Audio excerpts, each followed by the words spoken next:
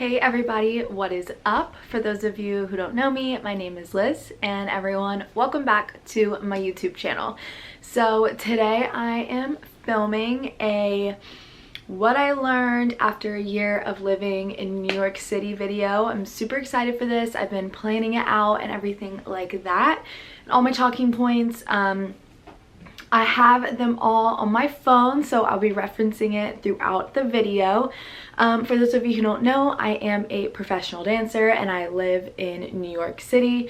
I moved here a year and 4 months ago, so I have definitely gotten used to living here, being here, calling this my new home. I didn't love it at first. I know a lot of people move here and they are just obsessed with city life and everything like that, but I am originally from North Carolina and I did not fall in love the minute I moved. But if you are looking to, you know, come and live here for a couple months to a couple years, I'm the person you need information from, and I'm going to tell you everything you need to know about living in New York City after 1 year.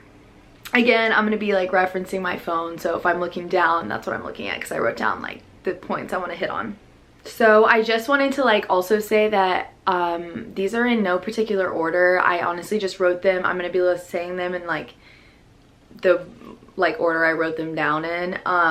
They're just things that I've noticed. Maybe not everyone is going to agree with these things. These are just my opinion.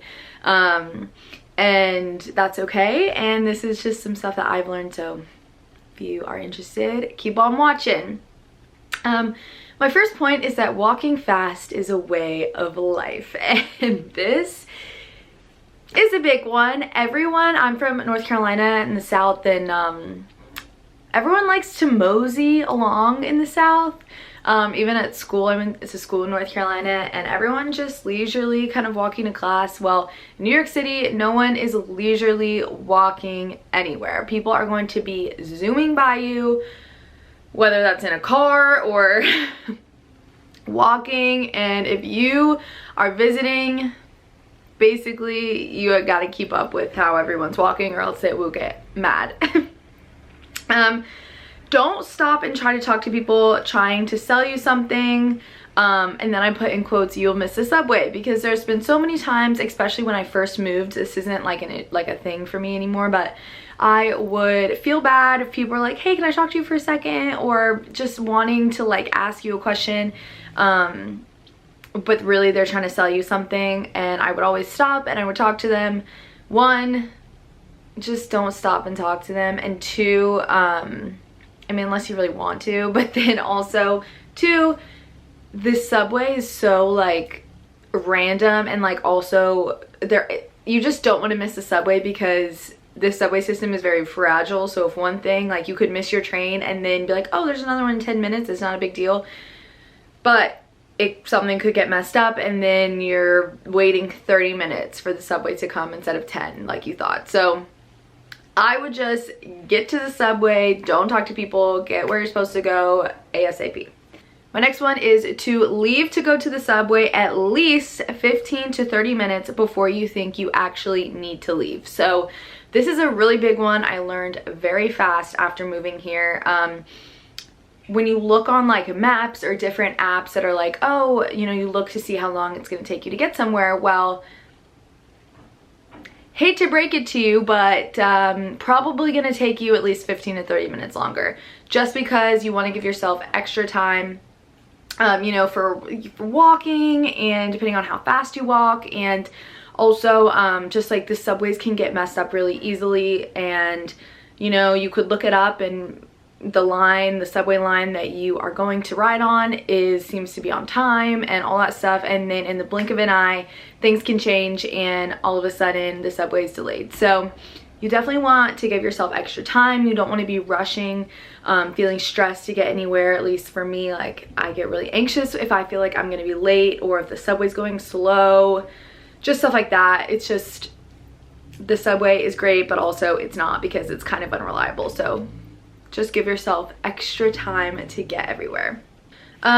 So this is like different. I've lived for a couple months in San Francisco, and I've lived here obviously in New York City, and the homeless people in New York City are a different breed. They don't really bother you. Like, they might ask you for money or something, but they don't really get normally in your face. I know in San Francisco, the homeless people were a lot more vocal, and like they would like try and like ask you for money, and then if you didn't give it to them, like they would keep walking next to you, like kind of like weird, and like made me feel uncomfortable. But the homeless people in New York City really just kind of do their own thing, and you know, they ask for money, and if you give them something, then okay, and if not, then okay. Some people have different opinions on whether you should give them money or not. I personally, if they're asking for money, or if they ask, you know, sometimes they just ask for like food or water. If I have like a granola bar on me, which I normally do, I will normally give it to them if I know I'm probably not going to need it later in that day. I do normally give it to them just because I feel like it makes them happy, and I don't know, it just makes me feel good that I feel like I did something for somebody that day. And normally like when I do that, they're just like, thank you, and then that's it. So just wanted to touch on that because in New York City, no matter where you go, you're gonna see them. So yeah, this is kind of funny, but I would assume almost not, there are certain situations where this isn't true, but people you meet or try to talk to you on the subway, I just kind of normally assume, especially for me, if they're guys, that they're kind of creepy people. I feel like for me it's safer that way. You truly in New York cannot judge a book by its cover. Like, someone could look like a super nice person and whatever, but really they're disgusting, weird human beings. And someone could look really not like a nice person, and they could be the nicest person in the world. So truly, like, you just really can't judge a book by its cover. For example, this is like kind of where this point came from, but I was taking the subway home and I was on the train. It was about 10 o'clock at night, or like 10:30, which really isn't super late to be riding the subway. There's still a bunch of people around in New York, basically at all hours. I didn't feel uncomfortable. I ride this train all the time. I never feel unsafe. And I was on the train. It's called the Path train. It goes from Hoboken, New Jersey into New York City. And I was riding that train, and there was this seemingly normal guy, looked like he was in business work clothes, and there was another guy sitting next to him. They obviously weren't like friends, they weren't together or anything, and I didn't really think anything of either one of them.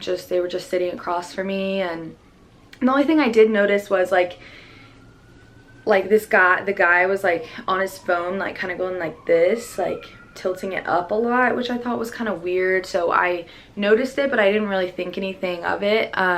And then when we got all of us got off on the same stop, the guy next to the one on his phone came up to me and was like, hi, I just wanted to let you know that the guy next to me was taking pictures of you. And he was like, and I would look at him when he would do it and he would stop, but I just wanted to let you know that if you see him again, you know, maybe not get super close to him because he was trying to take pictures of you on the train.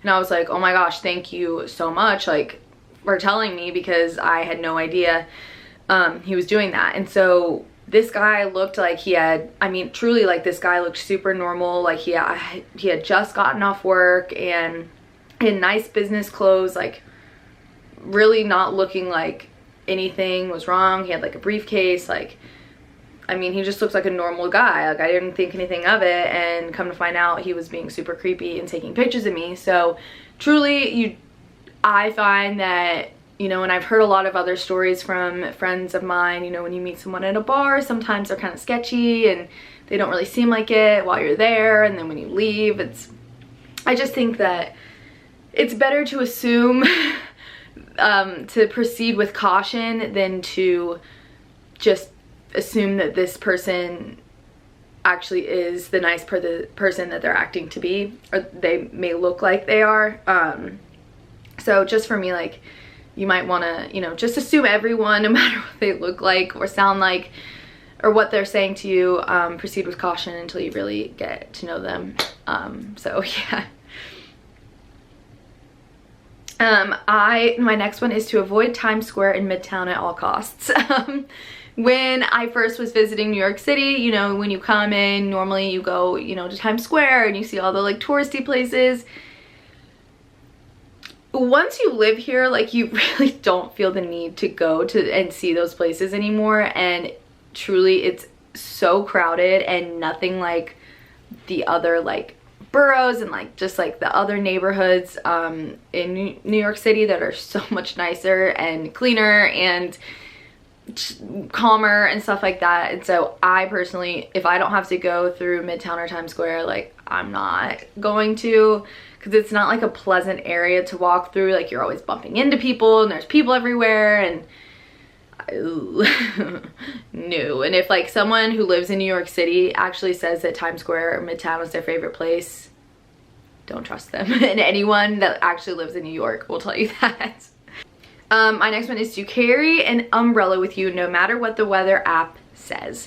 I learned this the hard way a couple times. Now I keep an umbrella, a small umbrella, in my bag all the time, 100% of the time. I don't leave my apartment without it, but I have been literally caught in the rain a couple times. And when like you live in New York City, you are going to be walking so many places. So the worst would be to have to walk in the rain with no jacket, like no umbrella. Like, it really does suck. And I have looked at the weather app before and it's like, oh, it's gonna be nice and sunny all day, and I haven't brought my umbrella because I trusted the Weather Channel and they lied to me and I was stuck in the rain. So bring an umbrella, be prepared, and all that kind of stuff.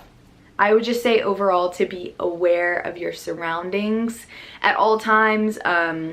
New York is, I mean, it's a city, it's a big city, so there's a lot of different types of people here, and especially if you haven't lived here for a long time, or you're visiting and you're not used to the culture and like the city and stuff like that, I would just say be aware.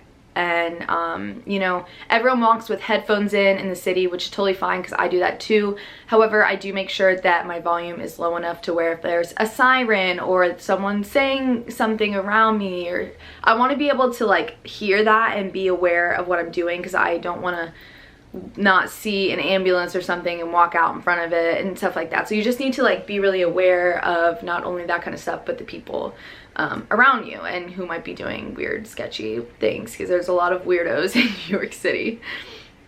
The next one is to take off and move your backpack or book bag or bag or whatever off of your back while you're on the subway. This is the most annoying thing when the subway is crowded. So many people, you know, have big bags or big book bags, and the subway at rush hour time, like in the morning going to work Monday through Friday and coming back from work on Monday through Friday, can get so crowded. You're like sardines on the subway, and it's already not pleasant to have to be so squished, but to have to be so squished by someone's book bag, when if they would just take it off and put it in between their legs on the ground, you could fit a whole nother person in there on the subway. It's just like super annoying. And when people are really not aware of their surroundings and they have this huge book bag on and they're like moving all around and they're hitting you, trust me, it is the most annoying thing. And I'm not saying that I've probably never not done this.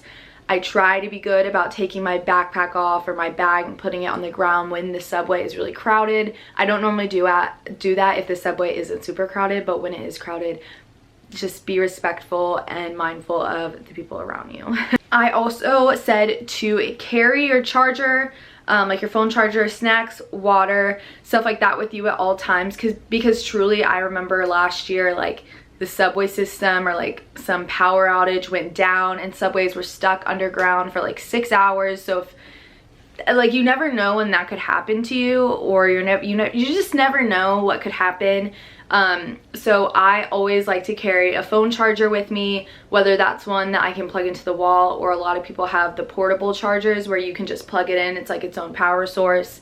I would definitely recommend getting one of those. I don't have one of those, but honestly, I really need to get one. So I recommend those. They can find them like pretty cheap on Amazon too. I would also say to have like a granola bar and water with you all the time. Just try and like be mindful how much water you have in your water bottle and stuff like that going on the subway, because if you don't and something happens, you're just really gonna regret it. My next tip is that hand sanitizer is no longer an option. And I remember I would get so annoyed when I was younger and my mom would be like, did you use hand sanitizer? Like, you should use hand sanitizer before doing this. But truly, being an adult and living in New York City, where you're riding the subway and it's not just you driving your car every day, like you're the only one really in there, like you're touching and holding on to handles and touching buttons and like all this stuff that so many other people have touched, and you have no idea where their hands have been. Like, that is disgusting. And every time I get off the subway after touching something or holding a handle, I always use hand sanitizer, because you just truly, like, there's sickness going around New York City all the time, and seriously, like, people are coughing on everything, and it's truly disgusting. So especially if you're like on the subway, or like getting into different people's like Ubers, or at different people's houses, or going in an elevator and touching buttons, like seriously, it is disgusting, and you must have hand sanitizer with you at all times. So my next tip is to keep track of how much money you have on your Metro card. And this is like something kind of random, but I did think about this because I have seen this happen to people, and also it has happened to me. So if you're running low or on your Metro card balance, or anything like that, I try to, whenever I have a free moment and I know that I'm running low on my Metro card, I try to make sure I reload it, because nothing is worse if there's a long line, like everything's busy and you're trying to swipe your Metro card to get into where the subways are.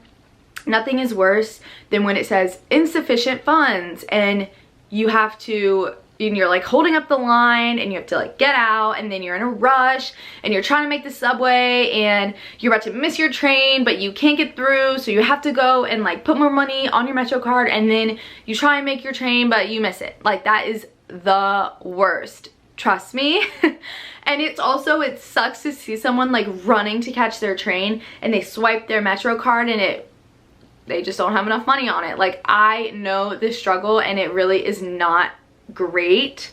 So just try and take the second, if you have a minute, to go ahead, refill your Metro card, so that that is not happening to you the next time, because it really is not fun to miss your train and then you're late, and it's just, ugh. Trust me. My next bullet says comfort and warmth over everything and anything cute. So being that you walk everywhere in New York City, you have to have like comfortable shoes. Like, you will literally see so many people walking to the train in like their nice business dresses or whatever, and then they're wearing sneakers. Like, you do not want to be walking around New York City with uncomfortable shoes on. Truly, you don't. And also, when it's cold, you can always tell someone who has lived in New York City from a while from someone who hasn't, because it's like they will be bundled and actually warm, the people that live there, because like they don't care what they look like. They know how cold it gets in New York City and they want to be warm. And then the people who are like just tourists, or they haven't lived here for a very long time, or just trying to really look cute and be like New York City fashion, and they are freezing and like standing like so cold like outside.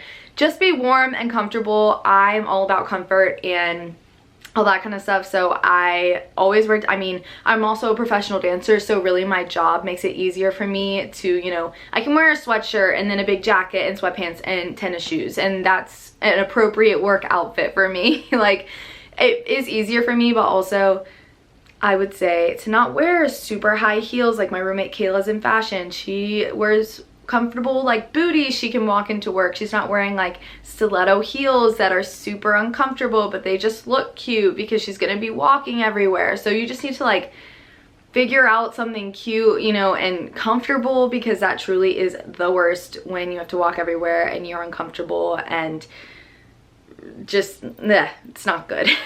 You will become an iPhone gamer like me, or a book reader like my roommate Kayla. So what I mean by this is, on the train you have no service going from stop to stop. So you could be, I mean, I'm on the subway like so much, and since it is underground, you don't really get service on the subway at all. So I don't like to read, like, which I wish I did, but I just don't. And so sometimes I either listen to a podcast that I've downloaded and I don't need Wi-Fi to listen to, or I get a game on my phone that is fun for me. Like, I play Homescapes, like it's my job on the subway, because I don't need Wi-Fi for it. And when you're on the subway for like 45 minutes, like just going one way to work, you're gonna get bored and you don't just want to be staring at your hands, you know?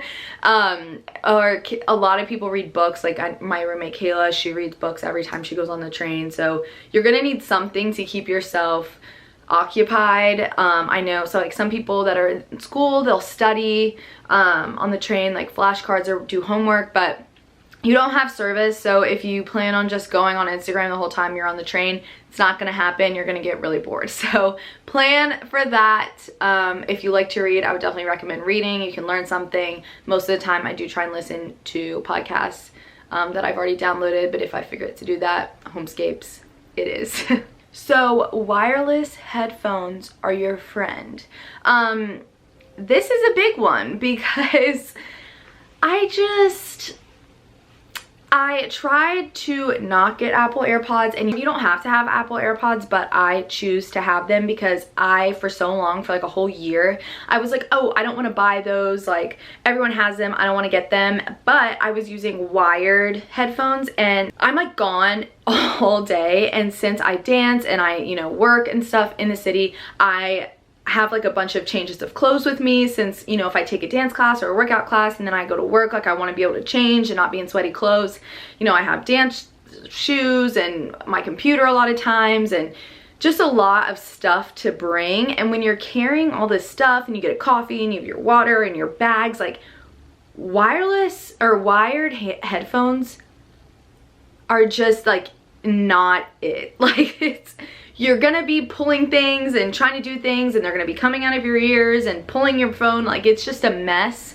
So I recommend getting wireless headphones because it's so much easier. Like, they're not in your way, and truly life-changing. I have the Apple AirPods. I love them. I never thought I would be saying that, but I'm obsessed. So yeah. My next point is, if you're going to walk and be on your phone looking down, you're either probably going to run into someone or something. I have run into so many people, or so many people have run into me, because you're not looking where you're going, you're not moving fast enough. Just stuff like that that annoy New Yorkers. If you're walking slow and you're on your phone, like everyone walks fast here, they're gonna be like, what are you doing? They're gonna get annoyed, they're gonna yell at you and be like, move behind you if you're walking slow or whatever. And then also, like, there's so many people and poles and things like that. I run into many trees. Not like the trunks of the trees, but there's so many trees that they plant on the sidewalks and stuff like that, and they like kind of like go down, and if they're too low and you're walking and you don't see anything, you'll definitely run into a branch. I've done that, and it's not super fun, and it's kind of embarrassing. So you should definitely look where you're going, wait to get on your phone until you get to where you're going. I know people are gonna walk and be on their phones. I still do it, but it's just something to pay attention to so you're not annoying the people around you. Don't even walk into Sweet Green or something if you don't want to spend $14 on a salad. And I learned this fast because I know Sweet Green is a lot of other places. Like, they have it in like LA and Chicago, Boston, places like that, but I don't think Charlotte has a Sweet Green. If they do, I don't go there. But like all the salad places in North Carolina were like, oh, like $8 for a salad. Well, Sweetgreen and other salad places here are so expensive. Like, I literally pay $14 for a Sweetgreen salad. What? Goodbye. I do not want to be paying that. It is so good. Like, I wouldn't even recommend starting to get it because you're going to get obsessed and then want it all the time, and your bank account just can't handle it when you live in New York City because it's so expensive here. My next point is that if anyone who has lived in New York City for 4 or more years tells you, oh, like that's super close, or you're going, like say you're at a job and you're going to see a friend and you're like, yeah, I think I'm gonna take the subway or whatever, and they're like, you tell them where you're going, they're probably gonna be like, oh wow, that's super close, like you can just walk there instead of having to spend money on the subway, which like sounds great, but people in New York that have lived here for a while have walked so many places for so long that they're gonna tell you like, oh, 15, 20 blocks is super close, but really it's not. It actually feels so far to walk 15 to 20 blocks. And especially if you're in heels or something, you don't need to do that. So watch out for those people. Another thing that I have noticed from living here is that a lot of people in the north don't actually want you to pet their dogs when they're walking them, which is something really weird. But it's something that I've noticed because in the south, like you're walking your dog, everyone's like, oh yeah, come pet my dog, like play with it, whatever. But like some people are really weird in the north about you petting their dogs, and I really think it's like a New York City thing because a lot of times they're like rushed to like walk their dog because they're like coming home from a lunch break, trying to walk their dog really fast and then get back to work. So you kind of have to be careful what dogs you're petting, because some people might, like I remember I was like, oh, your dog's so cute, and I like went to go pet it when I first moved here and they were like, please don't pet my dog, and I was like, oh, okay. So you just have to like ask, like a lot of like you should ask like, oh, do you mind if I pet your dog? Because that's just what people do here. So yeah, I hope that you guys enjoyed this video.